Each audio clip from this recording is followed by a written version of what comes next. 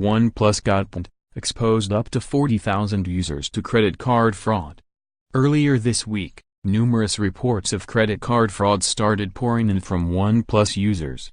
On the company's forums, customers said that credit cards used to purchase a OnePlus smartphone recently were also seeing bogus charges, so OnePlus launched an investigation into the reports. It's now a few days later, and the company has admitted that its servers were compromised. Up to 40,000 users may have had their credit card data stolen. OnePlus has posted an FAQ on the incident. "One of our systems was attacked," the post reads.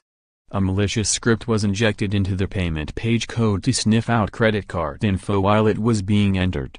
OnePlus believes the script was functional from mid-November 2017 to January 11, 2018, and it captured credit card numbers, expiration dates, and security codes that were typed into the site during that time. Users that paid via PayPal or a previously entered credit card information are not believed to be affected.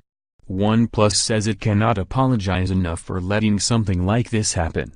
The company is contacting accounts it believes to have been affected via email, and OnePlus says it is working with our current payment providers to implement a more secure credit card payment method, as well as conducting an